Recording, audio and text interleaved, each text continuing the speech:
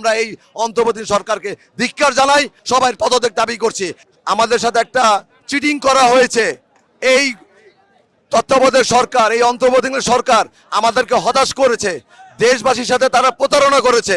তারা কোটা বিরোধী আন্দোলন নিয়ে নেমে তারা যে বৈষম্য বিরোধী ছাত্র আন্দোলন তৈরি করলো, সেখানে সর্বসাধারণ সর্বমানুষ সব দল মত নির্বিশেষে আমরা তাদেরকে সমর্থন দিয়েছিলাম যে একটি সুন্দর সাবলীল বাংলাদেশ তারা আমাদেরকে উপহার দিবে।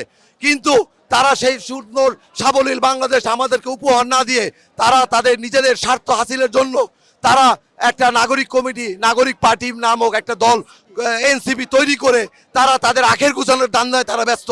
তারা দেশবাসীর কথা ভুলে গেছে, দেশবাসীর চিন্তার কথা ভুলে গেছে। দেশবাসীর কাছে তারা আশ্বস্ত করেছিল যে আমরা একটা সুন্দর সোনার বাংলাদেশ আপনাদেরকে উপহার দিব, কিন্তু সেটা তারা প্রতারণা করেছে আমাদের দেশবাসীর সাথে। তাইলে আমরা এই অন্তর্বর্তী সরকারকে ধিক্কার জানাই, আমরা এর প্রতিবাদ জানাই। সমস্ত যারা প্রশাসনিক যারা উপদেষ্টা আছে সবাই পদত্যাগ দাবি করছি।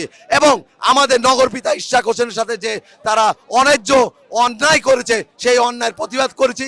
সেই প্রতিবাদের প্রতিফলন আজকে হাইকোর্ট সর্বোচ্চ আদালত আমাদের ইশরাকের পক্ষে রায় দিয়েছে। এখন আর তার ইশরাকের মেয়র পথে হওয়ার জন্য কোনো বাধা নেই। তাই আমার অনুরোধ, আমাদের ঢাকাবাসীরা যে প্রতারণা করেছে এই এনসিপি, এই অন্তর্বর্তী সরকারকে আমরা দেখতে চাই না বাংলার বুকে। ধন্যবাদ।